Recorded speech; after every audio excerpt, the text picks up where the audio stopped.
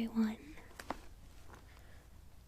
I have gotten quite a few requests for reading a bedtime story, so I've decided to do that today. What I have in front of me is a very large book. It is one of my absolute favorites. It has 800 pages, but it is a collection of shorter stories. And I've had this since I was a little girl, and I plan on hanging on to it probably for the rest of my life. This is very dear to me. And it is called The Book of Virtues. So what I've chosen today, first of all, for anyone who doesn't know what the Book of Virtues is, it has different categories, and there are things like friendship, courage, perseverance, loyalty, just different virtues, and little short stories that kind of model those things in them. So the story that I've chosen for today is called The Selfish Giant, and this one is by Oscar Wilde. Here we go.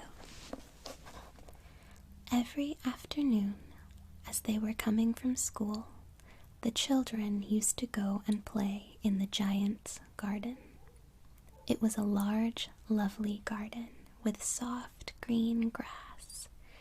Here and there over the grass stood beautiful flowers like stars, and there were 12 peach trees that in the springtime broke out into delicate blossoms of pink and pearl, and in the autumn bore rich fruit. The birds sat on the trees and sang so sweetly that the children used to stop their games in order to listen to them. "How happy we are here," they cried to each other. One day, the giant came back. He had been to visit his friend, the Cornish ogre, and had stayed with him for 7 years. After the 7 years were over, he had said all that he had to say, for his conversation was limited, and he determined to return to his own castle. When he arrived, he saw the children playing in the garden. "What are you doing here?" he cried in a very gruff voice, and the children ran away. "My garden is my own garden," said the giant. "Anyone can understand that, and I will allow nobody to play in it but myself." So he built a high wall around it and put up a notice board that said, "Trespassers will be prosecuted." He was a very selfish giant. The poor children had nowhere to play. They tried to play on the road, but the road was very dusty and full of hard stones, and they did not like it. They used to wander around the high walls when their lessons were over and talk about the beautiful garden inside. "How happy we were there," they said to each other. Then the spring came, and all over the country there were little blossoms and little birds. Only in the garden of the selfish giant it was still winter. The birds did not care to sing in it, as there were no children, and the trees forgot to blossom. Once a beautiful flower put its head out from the grass, but when it saw the notice board, it was so sorry for the children that it slipped back into the ground again and went off to sleep. The only people who were pleased were the snow and the frost. "Spring has forgotten this garden," they cried, "so we will live here all the year round." The snow covered up the grass with her great white cloak, and the frost painted all the trees silver. Then they invited the north wind to stay with them, and he came. He was wrapped in furs, and he roared all day about the garden and blew the chimney pots down. "This is a delightful spot," he said. "We must ask the hail on a visit." So the hail came. Every day for 3 hours he rattled on the roof of the castle till he broke most of the slates, and then he ran round and round the garden as fast as he could go. He was dressed in gray, and his breath was like ice. "I cannot understand why the spring is so late in coming," said the selfish giant, as he sat at the window and looked out at his cold, white garden. "I hope there will be a change in the weather." But the spring never came, nor the summer. The autumn gave golden fruit to every garden, but to the giant's garden she gave none. "He is too selfish," she said. So it was always winter there, and the north wind, and the hail, and the frost, and the snow danced through the trees. One morning, the giant was lying awake in bed when he heard some lovely music. It sounded so sweet to his ears that he thought it must be the king's musicians passing by. It was really only a little linnet singing outside his window, but it was so long since he had heard a bird sing in his garden that it seemed to him to be the most beautiful music in the world. Then the hail stopped dancing over his head, and the north wind ceased roaring, and a delicious perfume came to him through the open casement. "I believe the spring has come at last," said the giant, and he jumped out of bed and looked out. What did he see? He saw a most wonderful sight. Through a little hole in the wall, the children had crept in, and they were sitting in the branches of the trees. In every tree that he could see there was a little child, and the trees were so glad to have the children back that they had covered themselves with blossoms and were waving their arms gently above the children's heads.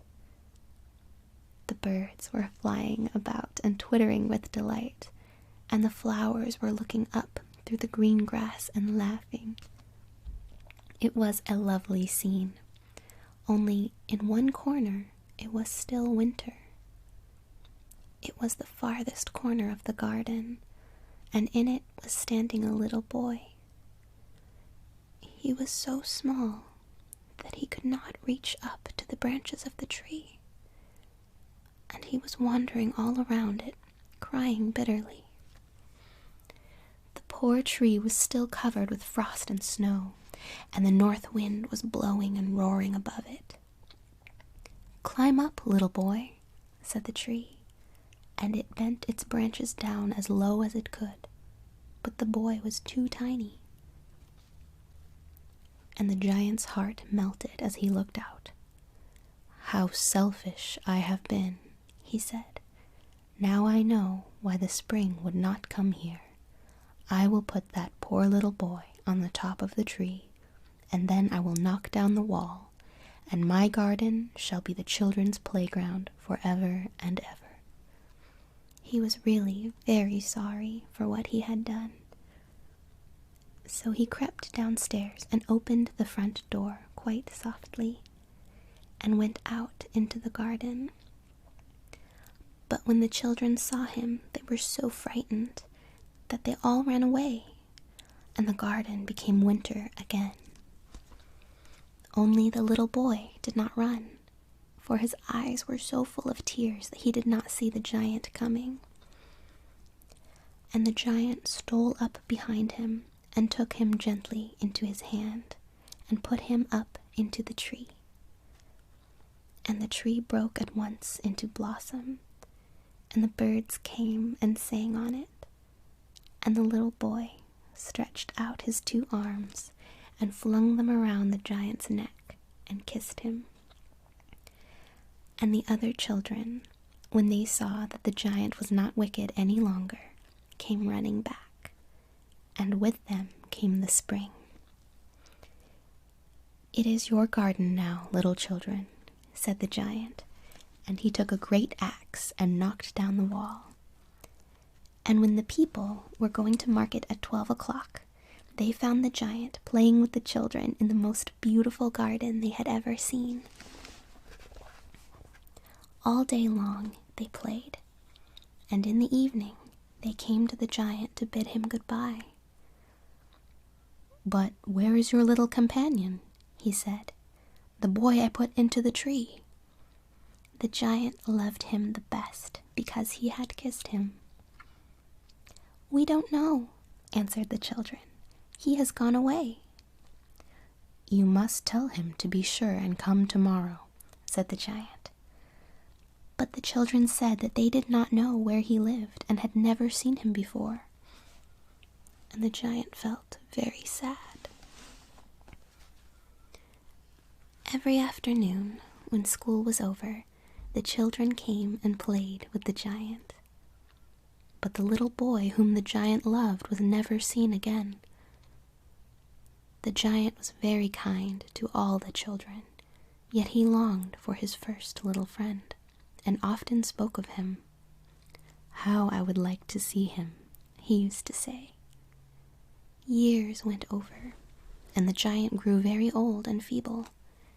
He could not play about any more, so he sat in a huge armchair and watched the children at their games and admired his garden.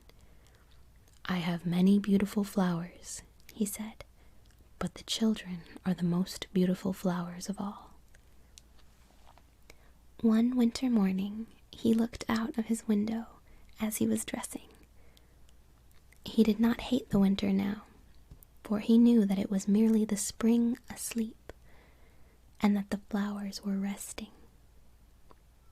Suddenly, he rubbed his eyes in wonder and looked and looked. It was certainly a marvelous sight.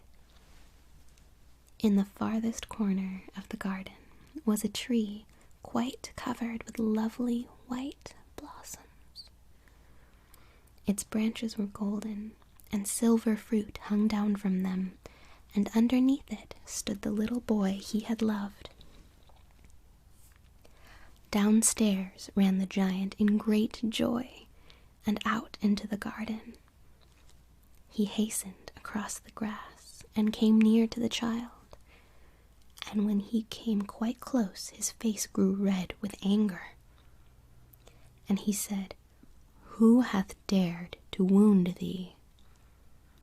For on the palms of the child's hands were the prints of 2 nails, and the prints of 2 nails were on the little feet. "Who hath dared to wound thee?" cried the giant. "Tell me, that I may take my big sword and slay him." "Nay," answered the child, "but these are the wounds of love." "Who art thou?" said the giant, and a strange awe fell upon him, and he knelt before the little child. And the child smiled on the giant, and he said to him, "You let me play once in your garden.